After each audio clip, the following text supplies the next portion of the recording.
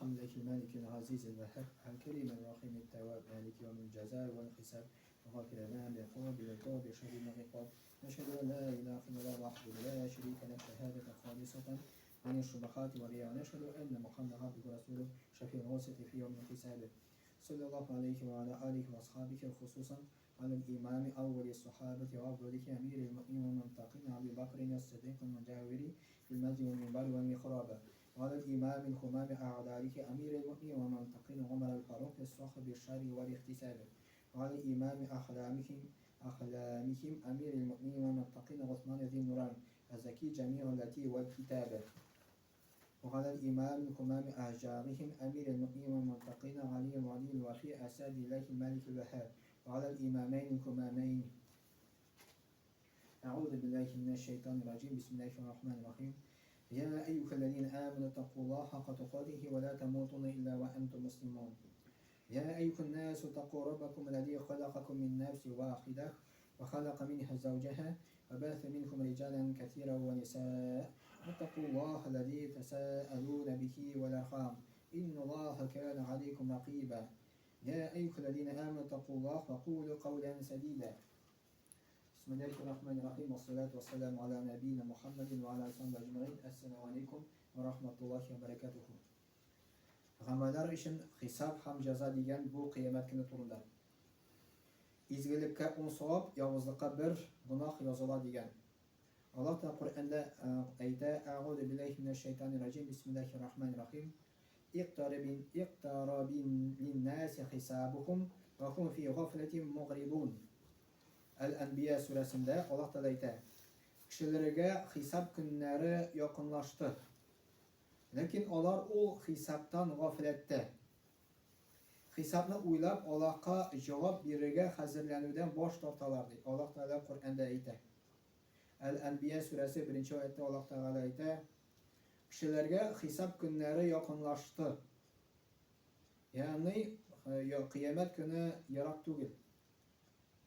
Hatto Muhammad sallallohu alayhi vasallamning hadislarida keladi, bizning o'limimiz bilan endi o kichkina qiyomat deb ataladi. Lekin ular o hisobdan g'aflatda deydi. Ya'ni g'aflatda degan so'z hisobni o'ylab, Allohga javob berishga hozirlanuvdan bosh tortalar deydi. Eshidan da qarasan kishilarga, umuman kishilar 90% deb aytsak, kishilar g'aflatda endi. Qiyomat kuni turida ko'p kishi ishonmaydi, ko'p kishi ular e'tibor da bermaydi, hamor azarlanmaydi. Hammalar azarlanmaydi. Qiyomat kunida Alloh taolo qo'shida bosqash biz turmush uchun Alloh qo'shida javob berishimiz. Hadislarda keladi, bir izgilik uchun 10 savob yoziladi. Bir gunoh uchun 1 gunoh yoziladi. Hatto kishi bir gunoh qilarga niyatladi ekan, Allohdan qo'rqib o'sha gunoh qilmadi. Onun içinde 1 savob yoziladi. Muhammad sallallohu alayhi vasallam hadisida keladi. Agarda bir kishi izgilik qilga niyatladi ekan, ammo qila olmadi. Onun içinde 1 savob yoziladi. No qila oldi ekan, onun için 10 savob yoziladi. Undan olib jiddiy jihatladi. Hammadan da ko'proq deydi inshaalloh. Savobi yoziladi. Shuning uchun biz endi Alloh taolo qo'shinda kontrolda, Alloh taolo bizni kontrolda tutadi. Shular Alloh taolo kontrolda bizni tuta farishtalar bilan. Farishtalar butun yozib boradi. Qur'onda oyat bor. Kishi ni deganda so'z silamasin, o'sha farishtalar butun yozib boradilar deydi. O'ng yoqda farishta yaxshilikni yozadi, so'l yoqda farishta nosharoqni yozadi. Qur'onda shunday oyatlar keladi bizga. Ya'ni biz aytgan so'zlarimizda butun yozib boradilar. Даже bir sahoba aytdi, biz til ishida Alloh qo'shida javob beramiz. Mana deydi Muhammad sallallohu alayhi vasallam aytdi, deydi til ishida biz Alloh taolo qo'shida javob berishamiz. Til nasasili, ko'zimiz nasa ko'ra, quloqimiz nasa eshita, oyoqlarimiz qo'ya bora, qo'llarimiz nasa ishli, Alloh taolo qo'shida biz qiyomat kuni javob berishamiz. Muhammad sallallohu alayhi vasallamning hadisida, Qur'onda Alloh taolo aytdi, Al-An'am surasi 160-oyat. Man jaa bil hasanati falahu 10 amsalha. ومن جاء بالسيئات فلا يجزى إلا مثلها وهم لا يظلمون. Al-An'am surasi 160-oyatda Alloh taolo aytadi: Bir mu'min Yani imanlı kişi Allah huzuruna izi ameller bilen kilse, onun izilikleri 10 tapkır arttırılır. Hem bir kişi yavuz işler bilen kilse, kılgan günahı beraberine güne ceza kılınır. Hem olar zulüm itilmezler diye. Allah Teala El-En'am suresi 160. ayette. Şulay yok Kutsi hadiste, Kutsi hadis bu hadis ama bunu Allah Teala ayette. Ya ibadi innema hiye a'malukum uhsiha lakum thumma uwafikum iyyaha femen vecede hayran فليحمدillah ومن وجد غير ذلك فلا يلومن إلا نفسه. Allah Teala Kutsi hadiste aytgan. Ey kullarım, elbette sizin işlerinizin bütünüsün sonab, hesap kılıp baram dey. Ne bu Allah Teala Kutsi hadiste aytgan. Ey kullarım, elbette sizin işlerinizin bütünüsün sonab, hesap kılıp baram. Soğunan tiyişli cezasını birem. Kim hayırlı ecir topsa, Allah'a şükür etsin. Kim boşkanı topsa, üzerinden boşkanı gayiplemesin diye. Eğer de o izciliklerine topsa diyen Allah'a rahmet etsin diye. Eğer de o günahlar işlese diye, üzerinden başka diye bir kimde de gayiplemesin diye. Şu şimdi hadis gelir, Kutsi hadiste. Bir günde Allah Teala kişilerini kabirden çıkarıp, dünyada kılgan ameller için hesap kılacak. Hem ecir ceza direşek, ahir zaman kileşek diyenin. Koşan bula bir kimde bilmiyor Allah'tan başka diyenin. Neşuşu kıyamet günü koşan bula bir kimde bilmiyor Allah'tan başka. Allah da Kur'an'da ise İnna Allaha indehu ilmus sa'a ve yunezzil gaytha ve ya'lamu ma fil arham ve ma tedri nefsun mâzâ teksibu gadan. وما تدري نفس بأي أرض تموت إن الله عليم خبير. Lokman suresi 34. ayette Allah Teala ayette. Hakikatte ahir zaman koşan bulasın Allah kına bile diyen. Yani kurezeşe eyteme. Biren indi onda kileşekne eyteyken bir kişi ul yolgancı bula. Bir kimde bilmediği hakikatte ahir zaman koşan bulasın Allah kına bile diyen. Ul gana yağmur yağdıra diyen. Hatta yağmur koşan yava Allah kana bile diyen. 100% diyen sözün. Hamul gana qorunda yani ona qoruna nese yaşıringen bile diyen. Kişi irtege özü bile nerse bulasın da ham kaysı uğrunda ülesin de bilme diyen. Yani kim de kim eteyken kileşekni. Onda etüşiler var. Mesela kurezeşige baralar da kurezeşe eteyken ne sine şunday kişi sikerledi ne irtege ol sina kireşek. Eğer de şu adib eteyken irtege ol kireşek deyip şu söz ucu yalan bu. Çünkü Allah da Kur'an'da etek kileşekten bir kim bilmiyor. İrtege de bilmiyor. Bir sekunddan sonra mesela bulaşan bir kim bilmiyor. Allah kana bile. Onu bir kim bilmiyor. Kurezeşe eteyken min bilen deyip Allah da eten bilmiyor. Kim yaşanabız kurezeşige mi ile Allah kanı? Eğer de kurezeşe yaşansa kişi Allah'a küfürlük kılan bula dine şirk ite Allah saklasın. Onu eyteler o ders etti diye bindi. Turuk ile bit sözleri diye eyte. Mağar da cevap var. Muhammed Peygamber sallallahu aleyhi ve sellem eytti. Şunda şeytanlar var, cinler var, şeytanlar indi. Şu cinler, şeytanlar üstüne menip kileşekni tımlaylar iken. Allah Teala kileşekni eyte ferişteler iken. Şu cinlerini, şeytanlarını ferişteler üterlerdi. Yıldızlar bilen atıp. Ama kaybırları isen koladı. Şu isen kalganları da kilip de kurezeşige kulağına eytedi. Bir hak sözge de yüzünü yalanı üstedi. Şunun için kurezeşe sözün kay vakitte turu gelir mümkün. Ama ona şanırga yaramay. Bari ona şanırga yaramay.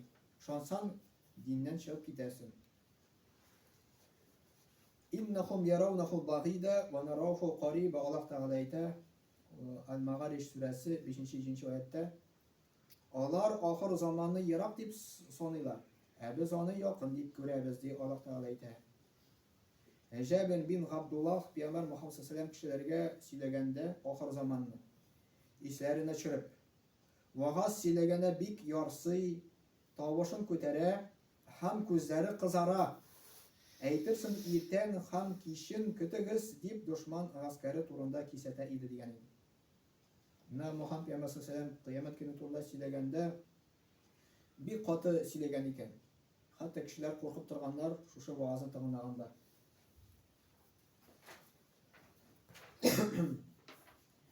И ахыр заманның галәмәтләре бар. Шушы ахыр заманның галәмәтләре килмичә, ахыр заман булмаячак, кыямәт көне булмаячак. Монда килә Коръәндә Аллаһ Тәгалә әйтә Әл-Ан'ам сурасы 150-нче аят. لا تقوم الساعة حتى تطلع الشمس من مغربها فإذا رآها الناس آمن من عليها فذلك حين لا ينفع نفسا إيمانها لم تكن آمنت من قبل. Шушы хадисне Муслим китерә, әмма бу монда Коръән аятлар килә. Аллаһ Тәгалә Коръәндә әйтә, кояш көн батыштан чыкмыйча ахыр заман булмас. Менә бер галәмәте булып тора, кояш көн батыштан чыга. Бер вакыт Мөхәммәд пәйгамбәр саллаллаһу вакытында сахабалар белән бергә утырганда кояш бата. Мөхәммәд пәйгамбәр саллаллаһу сорый, сез беләсезме кояш кая китте ди? Сахабалар әйттеләр, Аллаһ һаманың ишесе күбрәк белешрәк дип әйттеләр. Мөхәммәд пәйгамбәр саллаллаһу әйтте, кояш ди хәзер ди Аллаһ Тәгаләнең тахт астына китте ди. Аллаһка сәҗдә кыла ди. Һәм рөхсәт сорый ди чыгарга ди. Аллаһ Тәгалә рөхсәт бирә ди. Әмма бер көн җитәр ди. Шушы кояш Аллаһтан рөхсәт сорар ди чыгарга ди. Аллаһ Тәгалә әйтер, каян баттың, шуннан чык дип әйтер ди. И шунда кыямәт көне булыр ди. Yani biz күрәбез хәзер бүгенге көндә кояш бер кая юкка чыкмый. Әмма бу хадис, шундый хадис бу Мөхәммәд пәйгамбәр саллаллаһу әйтте безгә. Димәк, мондый нәрсә бар. Хәтта безнең күзебез күрмәсәк тә, хәтта галимнар белмәсәләр дә, хәтта прибор белән карамаса, күрмәсәләр дә, әмма кояш ул китә икән, Аллаһ Тәгалә тахт астына китә, сәҗдәгә китә икән. Һәм рөхсәт сорый чыгарга, Аллаһ аңа рөхсәт бирә дигән иде. Һәм бу хадисне инде научный нәрсә белән белеп булмый, бу безгә Мөхәммәд пәйгамбәр саллаллаһу әйтте, ул безгә әйтте, без аңа ышанабыз.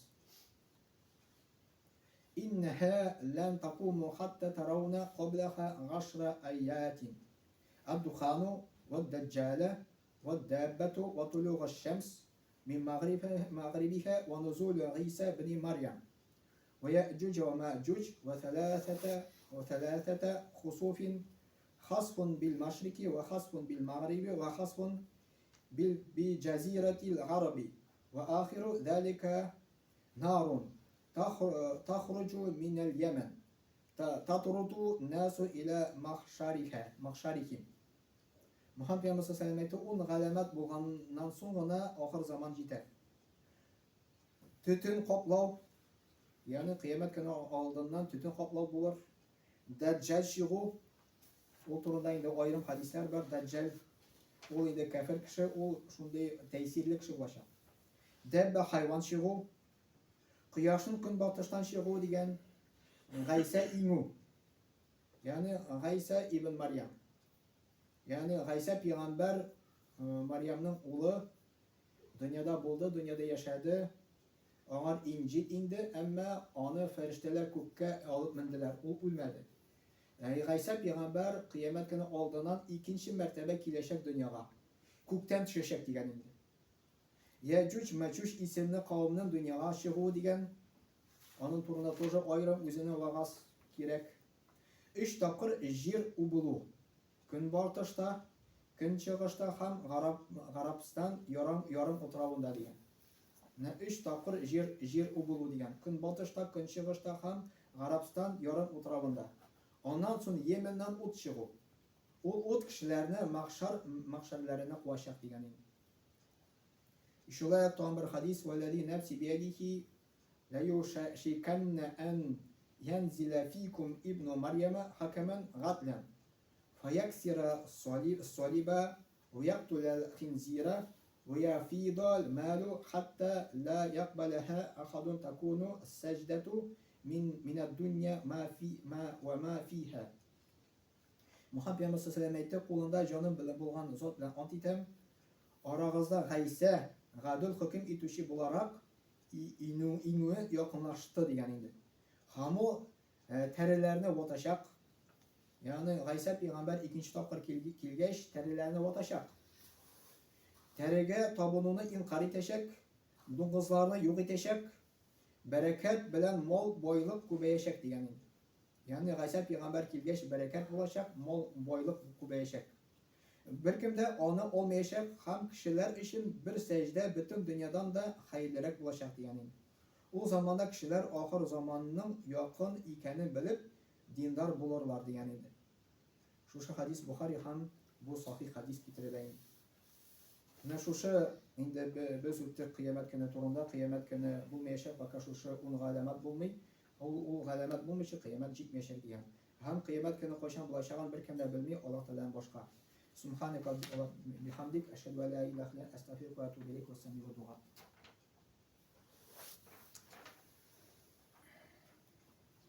İnnel hamdülillah nahmeduhu ve nestaînuhu ve nestağfiruh. ونؤمن به ونتوكل عليه ونعوذ بالله من شرور أنفسنا ومن سيئات أعمالنا من يهده الله فلا مضل له ومن يضلل فلا هادي له أشهد أن لا إله إلا الله وحده لا شريك له وأشهد أن محمدا عبده ورسوله إن الله وملائكته يصلون على نبيه يا أيها الذين آمنوا صلوا عليه وسلموا تسليما اللهم صل على محمد وعلى آل محمد بعدد من صلى وصام اللهم بارك على محمد وعلى آل محمد بعدد من قال وقام وصل وسلم عليه وعلى جميع الأنبياء والمرسلين وعلى ملائكتك المقربين وعلى أهل طاعتك أجمعين من أهل السماوات وأهل الأرضين وارحمنا واحشرنا معهم برحمتك أرحم الراحمين اللهم ارحم الخلفاء الراشدين ومراء الماضين الذين قالوا بالحق وكانوا يعدلون اللهم اغفر للمؤمنين والمؤمنات والمسلمين والمسلمات الأحياء منهم والأموات إنك مجيب الدعوات ورافع الدرجات ومنزل البركات وقاضي الحاجات برحمتك يا أرحم الراحمين اللهم انصر من نصر الدين واخذل من خذل الدين عباد الله إن الله يأمر بالعدل والإحسان وإيتاء ذي القربى وينهى عن الفحشاء والمنكر والبغي يعظكم لعلكم تذكرون واذكروا الله العلي العظيم الحي القيوم يذكركم واشكروه يزدكم واستغفروه يغفر لكم ولذكر الله تبارك وتعالى أعلى وأول وأعز وأجل وأعظم وأتم أكبر وصلى الله على نبينا محمد وعلى آله وصحبه أجمعين وأقيم الصلاة